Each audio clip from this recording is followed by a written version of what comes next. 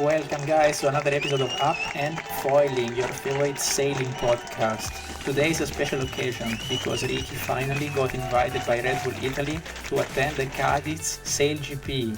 And this is this is the kind of fairy tale that we would like to tell you for the next season. This time Ricky had to pay his own ticket and went to see the Cadiz SailGP like a normal fan. So Ricky, how was to go and see these boats live?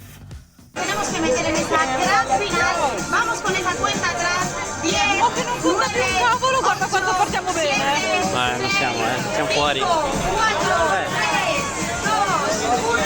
Vamos,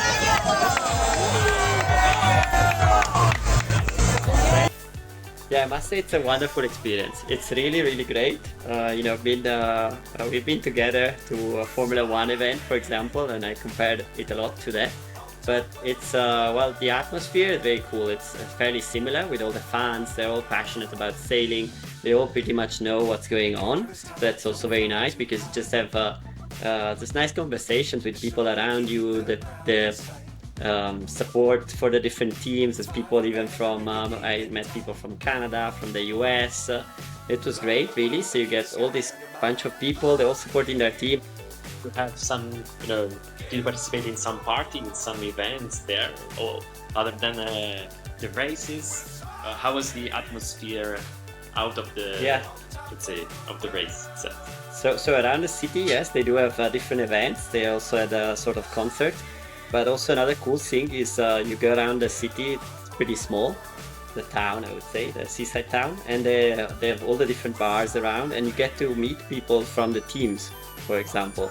You go out and there's, oh look, in that restaurant there's people they're all wearing, their GBR stuff for the Italy team, So it's really cool, you go around and you see all the different people from the different teams. And something maybe Theo will be very envious about is we went for breakfast in this hotel, okay, because we wanted a strong breakfast. We knew, the Sunday we would have to go and see the racing, so we wanted a strong breakfast. So we find this place we had there, and we sit at this table, and we're surrounded a bit by other people from the teams. It was the Swiss team, but then there's also another table with Germans right by us. And who do you think popped up there? I'm not sure. I am very, very much afraid now. He's a fourth-time world champion of Formula One. Yes, he was. Insane. Yeah. Did you go there and ask for a picture, or? No. I know already that when I ask for things like a picture or autograph, it's just I don't know what to do with it after. But and he was there with his family, was having breakfast. So yeah, with Sebastian Vettel seeing him at the table was really a surprise. And then we're like, oh yeah, he must be here with the German team. He has a lot of free time to attend all these events. I'm pretty sure I was there with the German team and seeing the results the German team is having, because they've had an amazing streak of form in the last events. They must be doing them well. How it actually is to watch the race itself? Because after all, you pay a ticket to watch a race, and being able to follow and to understand what is going on, it's pretty important. Would be pretty important for me. So my question is, do you actually see everything from the grandstand, and are there screens, and also if there is somebody that comments what's happening? Yeah, so I bought the ticket for Sunday for the Premium Lounge. And then I was there on... Shame on you. And then I was there on Saturday as well, but I was in the free seating. So that's very cool from SailGP that they set up also some areas where you can watch the racing for free. And it was really well located. It's not like you're in a corner and you can't see anything. It was really waterfront view as well. So I got there, an hour before the racing started, and I got some nice seats in this free area, and you could see everything perfectly.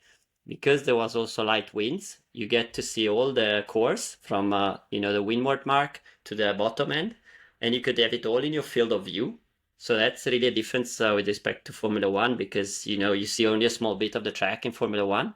Whereas there you could see everything. So also being there in Cádiz for free, I don't know if it's going to be the same in other locations or other years when maybe it becomes more popular. But in that occasion, it was very good. So I do recommend that, but in that occasion you don't have a commentary or screens. So I was checking on my YouTube from my phone, but then there's like a 30-second delay to what's going on in front of you and what's on the YouTube. So that makes a bit of a difference. But I could figure out what was going on. One thing I would say is having light winds, it was all a mess. You couldn't, everybody was going one way, the other way. And, I've been watching SailGP for a while, so I understand who's in the lead and who's not. But for someone who hasn't seen the sport, it can be quite confusing. They try to make the best because there's marks that are one color, green, and the others are red. So, they're going from the green ones to the red ones and so on. But it can be a bit confusing. So I think that if they reduced the size of the fleets, maybe to 5 boats, and they have them, competing 5 against 5 in the 2 separate groups, then it becomes clearer because there's less boats to look at. Otherwise, boats everywhere. And on the VIP lounge grandstand, was there somebody commenting? Yes. So that was a Sunday. That was very nice, I must say. That you get placed a bit higher up, and I think the higher you are, the better, because you can see really well all the action going on. You have to get there early, also in that case, because that was a bit weird. You have a few lines of tables, but not all the tables have a good view. So you really have to go there to get the best ones first. Free drinks, very good. Free food, also very good, because you don't have to go and get it. They come around and tell you like, oh, do you want a mini hamburger, mini gazpacho? Shame on you So again. that was also very nice. But I'll tell you why I bought those premium ones, because when I was gonna book, they didn't have the grandstand option yet. Yes, there was the screen, but in that day they also had the interference with some signals. It was also going very slowly. And there was a commentary that was also very good, because you had the commentary in Spanish for the Spanish fans. So that would create a lot more atmosphere. They were supporting the Spanish team a lot. They do presentation of the teams that they come by and wave before the start. So it was very cool, very nice, yeah. Is it that technical issue, that the one that we also saw from home? You had some it was little the same one. problems. They were saying it was out of their control. They had just interference in the bay. They said it was out of their control, so they couldn't do much about it. Technical issues. So we are here and waiting for the invitation of other teams to the VIP lounge with nice people massaging your feet, like you told us, Ricky. We are gonna see in the next season if somebody of us will get invited, or if he has to buy his own ticket with his own money, or money on YouTube. No, nobody knows. Yeah, maybe. I have a technical question for Vicky. I mean, just Go ahead. this, we have this little wind conditions, like 15, 16 kilometers per hour wind, and we have seen with this T-foil, the boats were flying on the water at more than 55, 60 kilometers per hour. How is it, that the perception of the speed of the boat from the ground? I mean, do you see like they're going a little fast, on the water? It's something that you can perceive maybe when they maneuver. I mean, apart from seeing them on the screen on the YouTube, if you are there on the coast and you watch the race, do you perceive this action of the moves? Yeah, so as a sailor, it's really impressive, because you feel that there's practically no wind, and these boats manage to get up and foiling, and it's really amazing. The speed, you don't get the impression it's so high, because they were using the big wing, so the boats appear to be bigger, and they look like they're moving a bit slower. Also the maneuvers are slower. When it's windier, there's also more spray going on. There's more. The element of speed is showing more, right? But you really see the difference from when a boat pops up on the foils and while it's not. And that also gives you a bit of it makes it entertaining, because like if every maneuver is so critical, and we saw it in the final, maneuvers were critical to pull off, it adds an element of risk to it and suspense, so you're always keeping your breath, So that's a nice element, I must say, when they manage to get the fleet also up and foiling, but the maneuvers are still a bit hard.